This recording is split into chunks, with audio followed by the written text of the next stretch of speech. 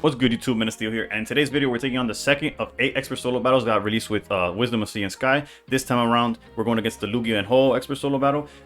Quick disclaimer, if you're looking for how to beat this without using any trainers, that video is coming. It deserves its own cook, really. Trying to beat this with like the metal only 3 diamonds or less and no trainers was a little too much for me.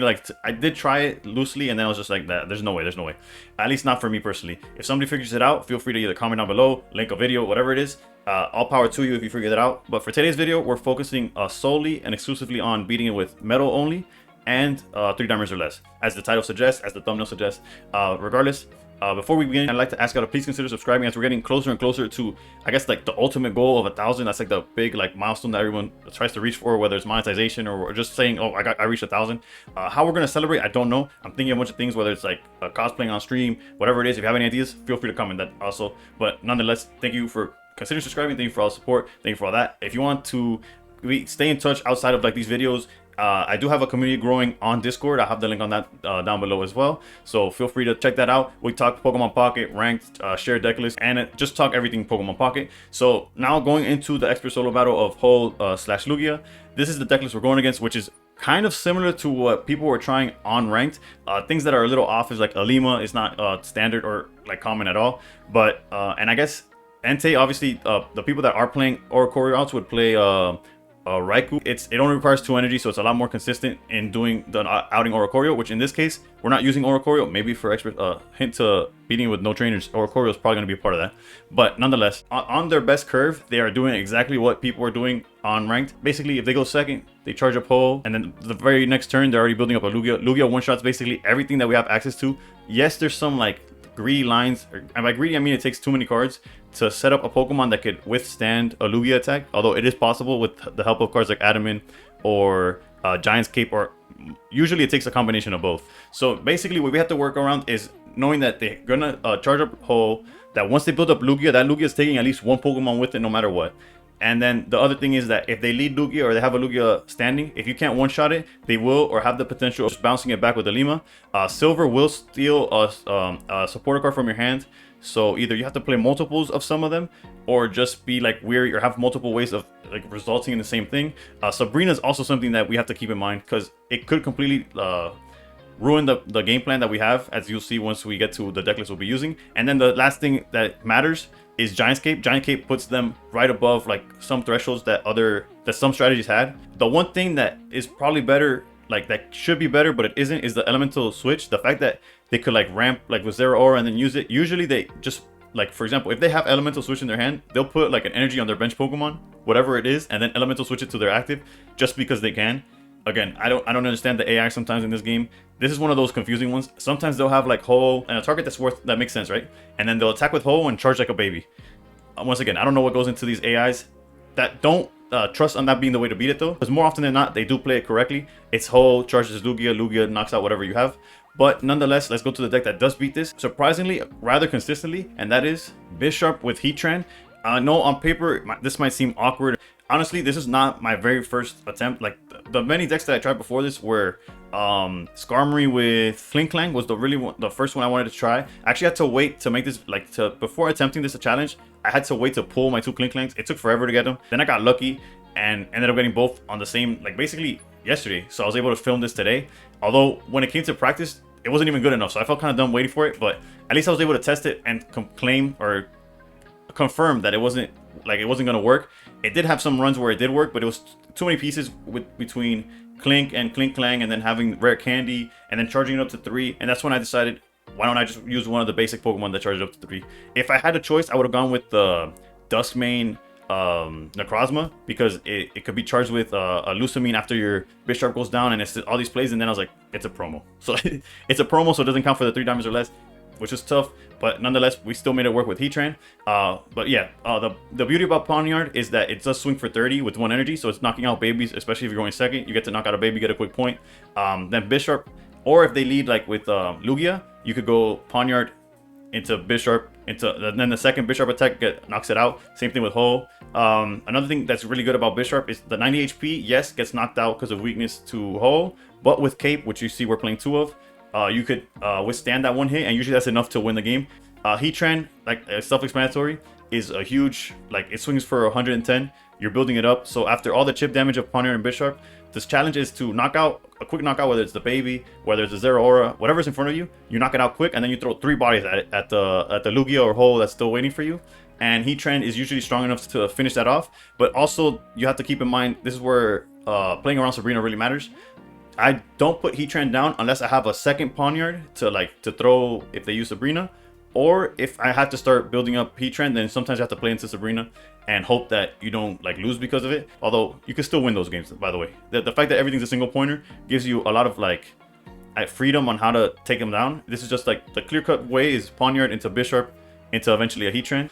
Repel over Sabrina. The reason we're playing Repel is because their entire deck is basic Pokemon and we're guaranteed to have it be live. It's always a Sabrina at all times. It's the exact same thing as a Sabrina, but it lets us use a supporter on the same turn. So yeah, I already mentioned the reason for Cape. Cape also makes it where Heatran can attack Ho, and it deals 20 damage to itself. It goes down to 100, but thanks to the Cape, you can survive the 100 attack swing from Ho. Research is standard. Red, although it doesn't make any perfect numbers, right? Heatran plus Red does not knock out a Lugia.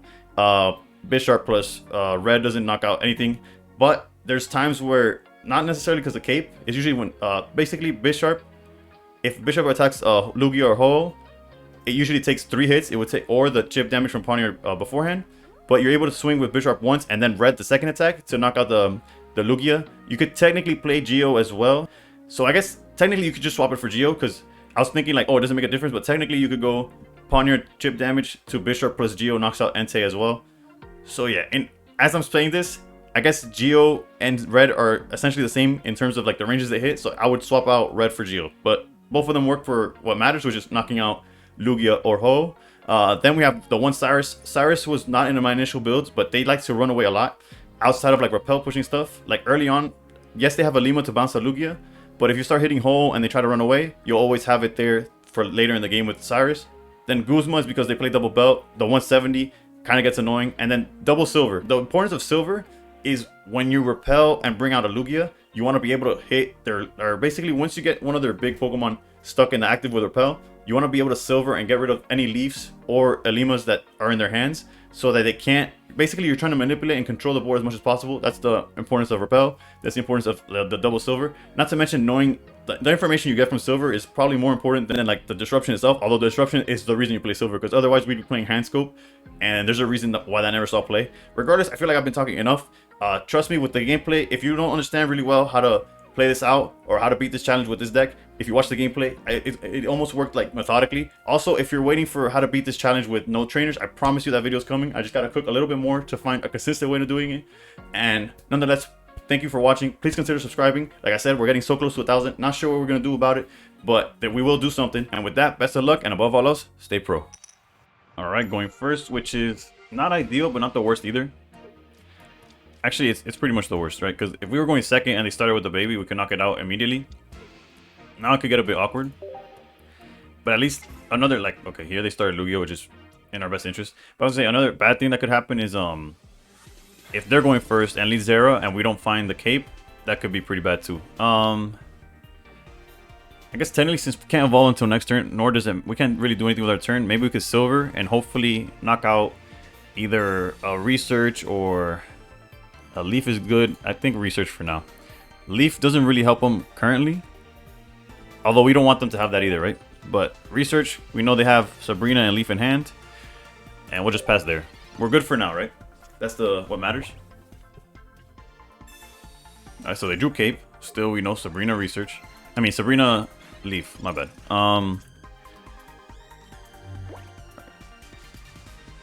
Now, currently, we don't really care about anything that's going on, so we'll Research now in hopes to find either Heatran or Bisharp. There's Bisharp.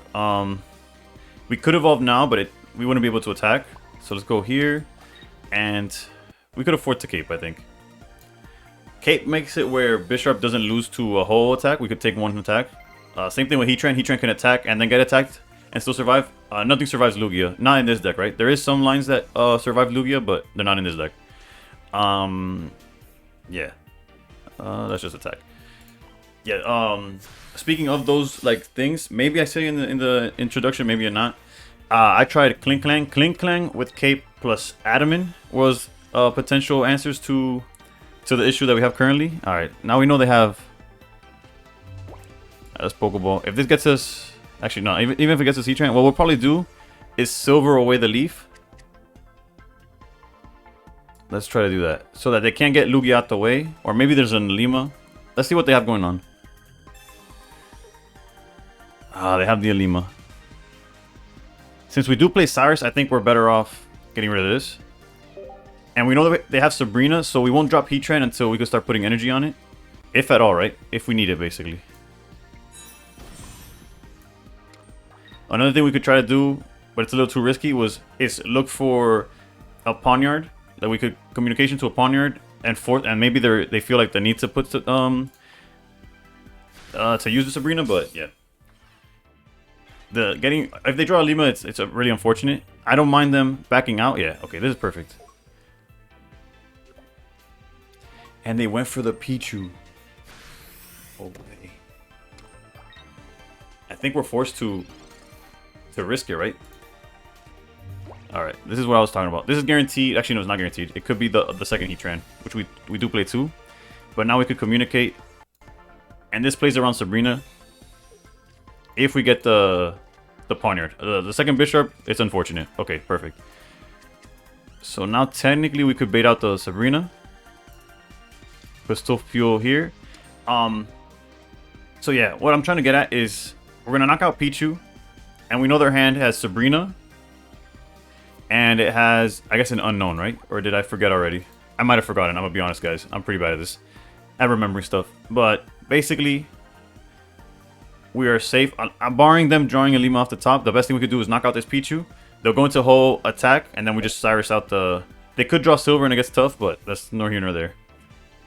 Let's just get the knockout while we can. And again, that's why Cape is so important. If we were at 90 HP, Ho with the weakness hits us for 100. And they're not playing Guzma, they're not playing Geo, they're not playing any card that could punish us for this move exactly. And trust me, I usually don't explain so many moves, but this is one of those solo battles that actually took so much for me. And this does not even take into consideration that we might face the... Okay, they top like that, so we're fine. Yeah, GG's. That we have to beat this without trainers, right? But that's for another video. Shout out to... I'll get their name by the end of the video. By the next match, I'll look into make sure I credit the exact person that reminded me or made me aware that there's an actual battle with no trainers. Regardless, hopefully this first game served as the best, like a good way of like how to beat this. Granted, we got lucky that it started with Lugia. However, our opening would have been able to deal with most things. I think we had a way of manipulating the board. We silvered, controlled what they had, and yeah, that's the idea of how it goes. Regardless, we always do multiple examples, so let's jump to the next one. Alright, so now we went with an example going first. Now I can show you an example going second. Also, shout out to My Name is Sport. That's the user that commented like, oh, by the way, I can't wait to see how you do this without trainers. And I was like, what? And honestly, I just hadn't scrolled down, is the truth of it. Again, we do want to play around Sabrina though, so we'll hold on to Heatran for now. Again, they're not playing, they are playing silver, so they might shoot up the red, but there's no other like hand manipulation. They're not gonna red, they're not Mars us. Like, our hand is safe, right? Safer than our bench with the fact that they play Sabrina. Alright, so this is tough. Okay, this is perfect because it gets to play around Sabrina. What's tough, or what I was trying to say, is they once again started Lugia, but we have no way of controlling if they have Leaf, if they have a Lima, anything like that, right? Let's put only half the Pawniards to play around Sabrina. Heatrans, because we're going to start building it up as soon as we can. Hit him for 30. So you see, now we're in a spot where, like, if we get to Heatran was red, gets rid of Lugia now. You see the Sabrina, there you go. And now we don't have to worry about Sabrina for the rest of the game, so that's good too. Elemental switch. That's another thing. Although this Lugia whole deck's one of the stronger or more challenging solo battles that we've had to deal with, in my opinion, it isn't the smartest. Let's put it at that, right? Let's go for another 30, which now puts us in range for Bisharp plus red to get the knockout. And again, they don't have no healing or nothing. Cape. Yeah, so we would need Guzma, which... Alright, luckily for us, no lightning energy coming, so this Lugia can't do anything but run next turn. And there goes the red anyways. Alright. But we have full control of what's going on, right? Also, I feel like I'm robbing y'all of, like, the perfect examples. because I'm promising you, I promise you, I was having a lot harder time finding the deck that could work for this, and now it just feels like I'm breezing through it, and it's kind of like, it feels like it's taken away from, I don't know, it feels like I'm being cheated from showing you exactly how well I cooked with this deck, or at least how well I feel like I cooked with this deck. But it is what it is. If they top deck a Lima, we're kind of we're not cooked. It's just it would be unfortunate, right? But now for the rest of the game, unless they draw a Lima, this Lugia is the perfect target for